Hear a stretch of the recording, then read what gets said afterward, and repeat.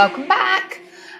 Today's episode is actually being recorded on the year anniversary of the podcast. So great day. We have had some changes to the podcast, which if you haven't followed us on social media, you may not know about. So today I just thought it'd be really good for us to have a catch up, fill you in on a little bit of life updates, answer some questions, do some dilemmas, and yeah, just like the good old days, really. So first things first, obviously, if you don't follow us on Instagram, you wouldn't have seen, but Drew has actually decided to take a step back from the podcast. Honestly gutted because I love doing it with her, and this feels really alien, especially this episode where I haven't got a guest and I'm talking by myself because I feel like I'm just talking to myself. But I'm sure with time I'll get used to that. There's no hard feelings. Wish her all the best, but she just wanted to concentrate on her family life, which I totally get. It does take up a lot of time and effort to do all of this behind the scenes. Wish her all the best with that. The podcast is going to be slightly different formats now. Like I am going to throw in some catch-up episodes, obviously, but I'm going to have more guests on. I've got some really good guests lined up. So we've got some dads coming on. We've got a topic on ADHD as a parent. We've got sleep experts. We have got weaning experts, all of that to come. So we've got some really, really good conversations lined up, along with others that I haven't mentioned there. First things first, let's get into life. So children, first of all, let's do them. Jude is all good. He is now completely potty trained throughout the day. He's doing number 2s on the toilet, which is great. And also, can we just point out, stand-up wheeze for boys, how much easier. I remember like the days of toilet training Ez and having to, I'm so funny with toilets and like hygiene. So I literally used to like hover her over and have to hold her up. Not even a thing with boys, just stands up, whips it out and it's done. It's so much easier. I have found him, like he's done it a lot later than Ez did. So yeah, it has been later. The only thing we're yet to do is get him dry through the night. But the last 5 days or so, he has woken up with dry nappies. So I don't think we're that far off it, to be honest, which is great. He's all good.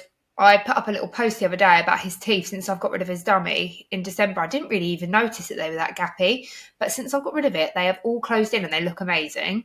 So that's one good thing. And I'm not saying that to be any mum judgment because, as I said on Instagram, I let Ez have her dummy so late. I think she was literally starting school and then I took it off her. So, whatever works best for you. That was just a point in our life where I thought I need to get rid of this now because he was getting so reliant on it. It was like in his mouth all the time. It wasn't just at bedtime. So for us, that was a good time to get rid of it. And he handled it so well because we said that Father Christmas was taking them for the babies and he was leaving the toys. So great transition. Birthdays, Christmas, Easter, those sort of holidays are great to get rid of anything like that. Top tip. Going on to teenagers. Wow. My patience is being tested, I'm going to be honest. I love her to absolute bits. But honestly, it is such hard work. To the point that I have actually deleted her Instagram and her TikTok off of her devices because I just find, and I'm guilty of it as well, but like scrolling through your phone, aimlessly scrolling, and she's not getting out there. She's not going out with her friends. And instead she's sitting inside because I guess back in our day, we had to go out if we wanted to have conversations with our friends. We weren't sitting there uploading TikToks, scrolling through TikToks, comparing ourselves. And anyway, I got rid of it for her maybe about a week and a half ago now. And it has made a considerable amount of difference. Like she seems happier in herself. She's going out with her friends. She's had like 3-4 sleepovers and it's just working wonders. Like, I just want her to be more social like we were back then. I understand it's harder now. I don't know if it's not as safe, but I feel like it's not as safe for her to be wandering the streets. Obviously, she looks a lot older than she is as well. I don't want her getting, attraction from older men. All of those things all link into it. So, so that's a recap on her. Relationship update. So we have officially booked our holiday. We're going away in 2 weeks' time. And I have never gone on a holiday with a boy. In one of the episodes I mentioned I went to Amsterdam with a guy on like a second date. But it was literally for like 2 days and it wasn't really a holiday. And then I left him at the airport. So this is completely different. I've never gone on holiday with a boyfriend. So, you know, all of these things are going through my head. I've only ever done girls' weekends, like literally a weekend, or holidays with the kids, or when I was a kid, I've gone away with my mum and dad. I've never done a holiday like this, and I'm not bringing the kids. So I am filled with apprehension about how I'm going to be. Ez is actually going away with her dad at the same time, so we've planned that well, and Jude's going to be with his dad, and she's going to stay at my sister. He's going to stay at my sister's for 2 nights while Jack's at work. But yeah, it's like managing it. I'm really excited. I'm really looking forward to having a bit of one-on-one time together. But I'm also shitting myself about how I'm going to feel. Am I going to be able to enjoy it? I hope so. And I really feel like I need the break. But yeah, it's alien to me. And also like stupid things. Like I keep thinking, what if I need to go to the toilet? Like all of these things go through my head. I've never spent that amount of time with him together. What if we end up arguing? We won't. We get on really well. But yeah, it's just a weird thing for me and something I'll navigate when I'm there. But I'm really looking forward to actually spending some time with him. And actually, on reflection, like I was speaking about this recently, this relationship is the first relationship of my life that I feel completely at ease in.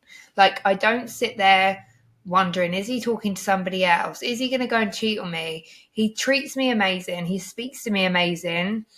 And yeah, I'm actually just like excited for our future, which is really cringe for me to say that. But I am. Like it's a good place to be. I think I've spent so much time by myself because even before Ez's dad, I'd never really had a serious relationship. I had one after Ez's dad for about 3 years. And then I was single, I'd say, for 7 years. I dated people, of course, but I never really had a serious relationship in that time. So this is all really alien. But yeah, it's going so well. I'm really happy. Work is picking up, which is great. I don't know, I just feel like I've got so many different hats to wear at the moment. Like I'm working full time. I'm doing the podcast by myself. I've got the kids. I've got a boyfriend. I'm trying to fit in my friends. And it's like, oh my God, the juggle is real, isn't it? Trying to fit everything in is hard work. But yeah, that is that. Also, just touching on something here, a little trigger warning, smear tests. So when we recorded our cervical cancer episode with Sophie Hills, I said that I had to rehab my smear test done. So I had one last year and they asked me to come back in a year's time. So I went back, had it, and it showed that I had cell changes. So I had to go to the hospital a week and a half ago now. And basically they needed to take some biopsies to send off for testing to see what treatment I need, basically. So I'm waiting on that at the moment. I do feel quite apprehensive, and I'm going to be honest, the biopsy was not pleasant, but nowhere near as bad as if it's going to need more treatment. I'd much rather have that done just to be on the safe side. But yeah, they done it and then they didn't take enough, so they had to do it again, and it was horrific. Not to scare anyone, you know, we've all got to do these things. But yeah, I was in quite a lot of pain after. I was cramping for a few days, but I'm finally back to normal now. And yeah, that's basically a recap on that. Let's get into the questions. So the first one was, where's Drew gone? Which I've answered that. She's still around. She's just not recording the podcast with me anymore. She is just focusing on her family life. She's actually off to Canada soon for, I think, 4 or 5 weeks. So she's living her best life. How do we get anything done once the baby starts moving? Now, at 6 months, I had to put Jude in nursery because I was working from home, and all the while we couldn't move anywhere, it was fine. But the minute he started moving, touching things, plugs and all of that, I was like, right, I need to put him in nursery. I'd done it 1 day a week and it was a lifesaver. But actually managing it at home, I would say playpen, 100%. Get a playpen so that they're safe. They've got their toys. Maybe put some of those soft, you know, like the jigsaw soft foam mats. We had them in the living room, and put them in there with their toys. That is the only way you're going to be able to get stuff done with a moving baby. But I would say this is the hardest age. And in fact, I looked after my niece yesterday. We went to soft play and I brought her along with me because my sister was working. And yeah, it is a really tough age. And I think I forgot it brings you back. And I do have so much respect for my sister because she's working. She's self-employed. You know, her and her partner have been together years and years. They're both working their asses off. And then obviously you just forget how hard that stage is. And I think Jude now is at such an easier age. Like, I know it comes with its different challenges, each, you know, milestone age. I don't know what way to say that, but yeah, everything comes with a new challenge. But I will say he's the easiest he's ever been. If I tell him to stay somewhere, he will stay there. You know, they understand. You don't have to have eyes in the back of your head at all times. I mean, with him sometimes you do, because he is like a ball in a china shop. But you don't have to worry about their safety, really, because they know that they're putting themselves in danger. They understand. So, like, you know, even when I looked after my niece a few weeks ago and I needed to go to the toilet, I live in a townhouse, and my house is like quite tall and my stairs are so steep. I've got a stair gate still from Jude, but even that was like, I don't know where to put her because my house isn't baby proofed anymore. Like, it's just toddler proof. Like, I know he's not going to touch my photo frames or my vases. Like, I know that because you adapt as you go on. But I really found that age hard. So I really emphasize, is that the right word? Sympathize. I really sympathize with you on that. Emphasize, what am I talking about? Right, next question. How did you meet your boyfriend? Well, actually, 10 years ago, I met him on Tinder. And yeah, we met on there. And then 10 years later, here we are. It didn't work out the first time. Second time's a charm. I've always been a big believer in don't get back with your ex, but here I am. I'm retracting that statement. Get back with your ex if circumstances have changed and you're not going back into the same situation that you left. Yeah, I'm happier than ever. So yeah, that's how I met him. How do you learn to let somebody in after a breakup? Now, that is a hard question because I think it's so individual onto how you're feeling. I mean, for me, I knew that I didn't want to get into a relationship after I split with Jude's dad because I needed to get my mental health back to the best possible place. And I just wanted to focus on being a good mum, doing things with my friends, getting into my fitness and all of those things before I decided to let somebody in. And I'm going to be honest, it was tough. It really, really was. And had I not have met my boyfriend now, like, obviously I knew him before, so I guess that was easier. But I think I would have struggled to let somebody in. But I did have a really, like, in-depth conversation at the beginning where I just said, like, we both said we're not fucking about. We're either in it or we're not. You can't really go back to an ex and then be like, oh, we're dating, because you can't really have that casual relationship if you've got history, I don't think. Like, you're either committed to each other or you're not. So that was the conversation we had. I think you just need to make sure that you're completely actually happy by yourself. And that is such a powerful place to be when you are not looking for your happiness or seeking happiness or validation in other people and just truly happy in yourself. I think when you get to that point, you naturally attract people that are going to better your life. I think when you're in a downward spiral, not feeling great, you attract those sort of people that are not going to lift you higher. So yeah, that's what I would say on that. What do you find the best and the hardest part about your age gap? So going in with the best, Ez is the best big sister. Like, she is amazing. Without even realising it, she really does help out. Like, if I'm cooking dinner, she's playing with him and she's old enough to be looking after him. Obviously, I'm not leaving her and going out for, like, you know, nights out or whatever. She's not babysitting in that respect. But if I needed to go food shopping, I know that I can leave her with him and they're absolutely fine. And in fact, even when my mum comes and looks after Jude and Ez, it's actually normally Ez that sorts Jude out. Like, she will bath him. She will lay in bed with him till he falls asleep. Like, she does all of those things because she knows his routine better than my mum would. So it's just like my mum's here really to overshadow everything. But yeah, that is the best part. The hardest part is days out because there's nothing that I can do that both of them enjoy. And I'm letting one of them down either way. So I find that really hard. And the mum guilt comes on top because, you know, she wants to go to, I don't know, shopping or out for dinners or, you know, those sort of things. And he wants to go to soft play. He wants to go swimming. He, you know, wants to go to the zoo. All of those things now Ez is finding boring as she's getting older. And I do think we're at that tricky age where this summer, I think we'll see a change where she's going out a lot more, but she's still very much like young-minded. At her age, I was out with my friends all the time, but she's not really like that. She is quite a home bird. And I love that in some respects. In other respects, it does make things harder, obviously, because weekends I'm like struggling with plans on what to do for them both and that they're both going to enjoy. So yeah, that's that. How did you get into your job? I'm looking for something I can do around the kids. So for any of you that don't know, I'm a social media manager. So I manage businesses' social media platforms. So I create the content, I write the captions, I do their stories, I post, anything like that. Any campaigns they've got running, any competitions, I take care of that. And how I got into it was I was actually a receptionist at a hair and beauty salon, and they had a online shop, I guess a little bit like Look Fantastic, Boots, that sort of thing, where they sold all of the hair and beauty products. And they were looking for a marketing and PR assistant. So I went and worked with them in the office. So I got a promotion and started working there. That was honestly one of my favourite jobs ever. Loved it so much. We went and shot like an advert in London, and that was really great to be on like a set and be behind the scenes, which was really, really fun. Absolutely loved it.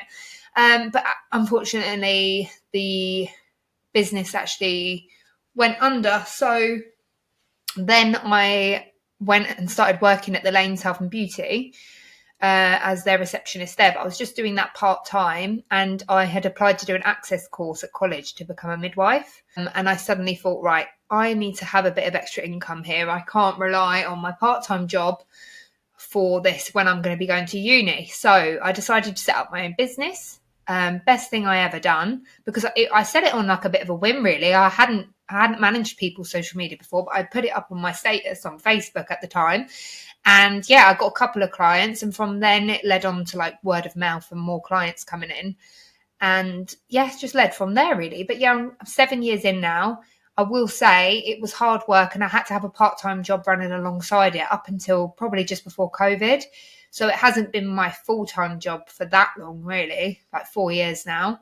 But yeah, I would say if you're wanting to start something around the children, then definitely have some, you need to have some main source of income, just because you're not going to, get a great income overnight. It does build up.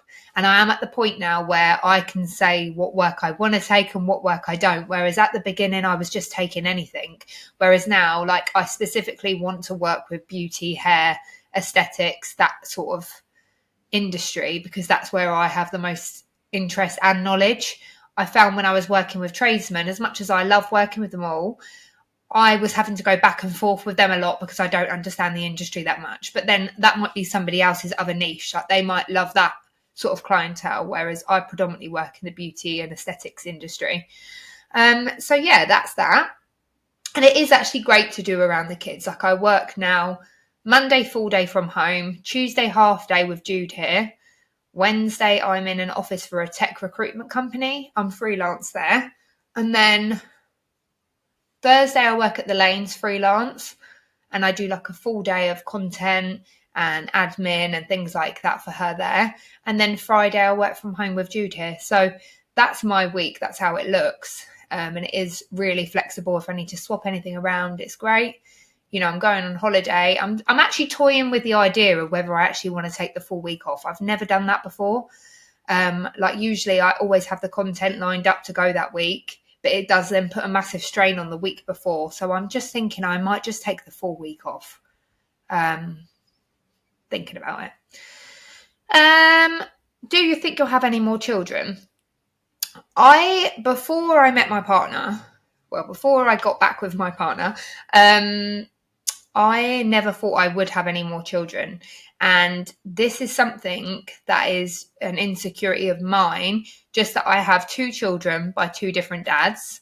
And there's no shade thrown to anybody out there, because my circumstances are probably the same as yours. It just didn't work out. And, you can sit there and put yourself in these situations where you think, I'm going to stay with them because I don't want to be tarred with that brush. But ultimately, you need to be happy. So the thought of me going down that road and having another child with another dad That's the only reason that it put me off before, because I used to think, I don't want everyone judging me and having this perception of me, which isn't fair, but that is the perception that people do have, and that needs to change, to be honest with you, because shit happens, things don't work out. It doesn't make you a bad person for that. And also, it's always the mum that gets tarred with that brush. It's not ever the man. Like, honestly, it's never the man. So anyway, in answer to your question, my partner has no children. We've had the conversation. We are going to have a child together one day. Not anytime soon, but yes, I do. Well, if I'm lucky enough, I would love to have another child in the right circumstances, when we've been together a decent amount of time, we're secure, living together, all those things, which will happen eventually. At the moment, we're literally so fresh that, you can't really plan for these things, but we have had to have that conversation, because obviously we are a bit older now and we need to make sure that both of our goals are aligned. Otherwise, what's the point? And we're wasting our time. So yeah, that is on the horizon. How are you coping with a teenager? Well, as I just told you previously, it has been tough. Tough. That's the only way I can describe it. I feel like we are literally at loggerheads at the moment. I love her to bits, and, I just find it frustrating repeating myself about the same things and no changes happening. But I do need to remember, she's a child, I'm the adult, and I need to just take myself away. I do find it really hard to let go. If something's pissed me off that day, I will carry it on and I'll still be annoyed for the whole day, and I need to not do that. So it's been really tough. So those of you going through it, I'm with you, because it is, I would say, this has been the hardest part of parenting for me so far, is this age, 14-year-old girls. I'm just hoping Jude doesn't end up like that. Boys are different, so we'll see. Right, next question. When is the right time to introduce your children to your partner? Now, that is so personal to you and your situation and what you've got going on. As we've said before, you might be a single parent with no help around you at all, a young child, and you want to meet somebody. I think, then the circumstances may be different and you might have to do it sooner than you would if you had the support there. But I think you need to know in your mind that this person, you never know, do you? That's the thing. It's a really hard question to answer that. Me, myself, I done it when I knew I'd had the conversation with my partner about where we were going. I knew that we were serious, and I know that we're both in it for the same, the same end goal.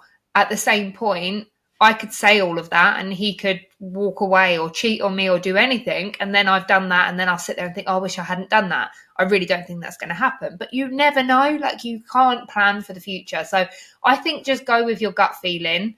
It is really hard to do. And even stepping on your ex-partner's toes, the conversation needs to be had there to make sure that you're both happy with it.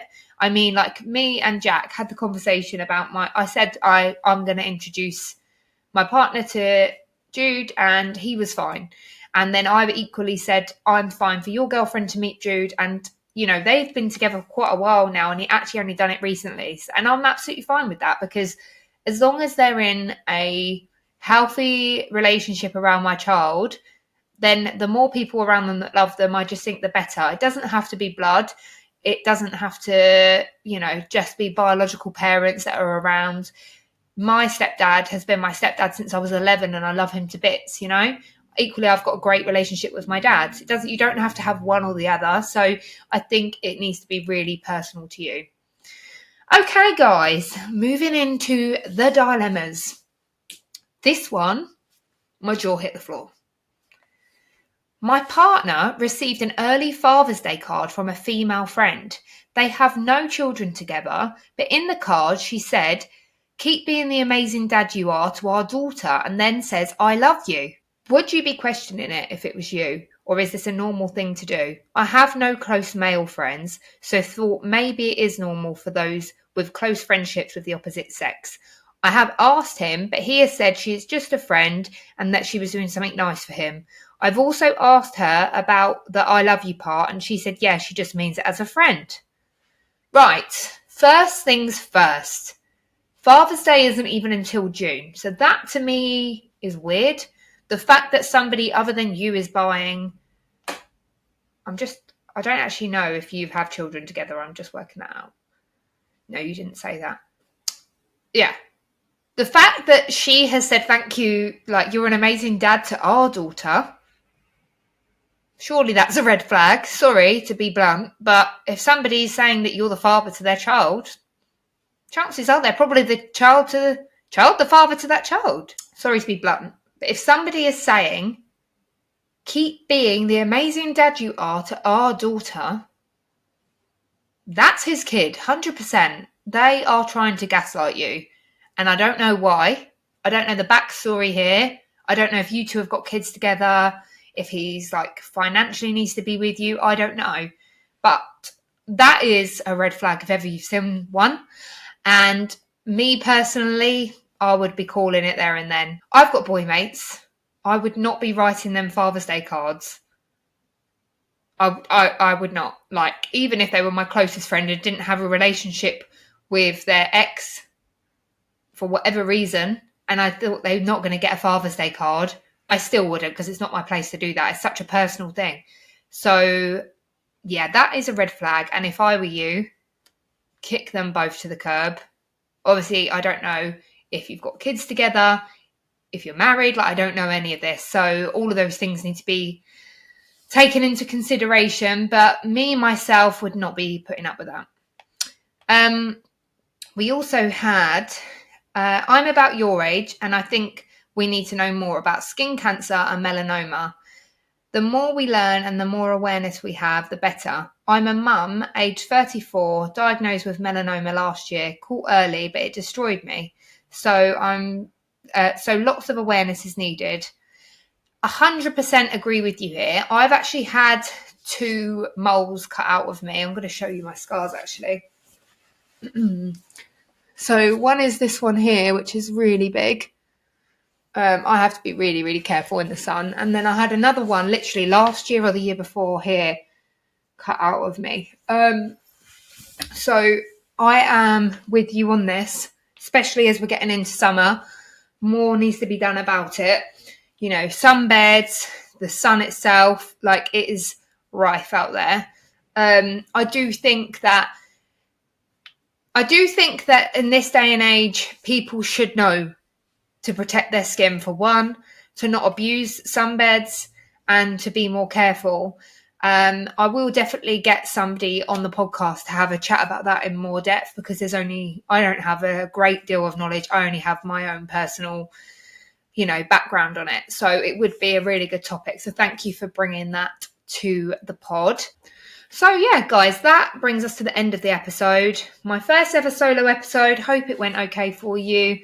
I am really excited to see what the future holds. At the point that obviously Drew decided to step away, I still felt like there was so much more that I wanted to do with it. We've helped so many people.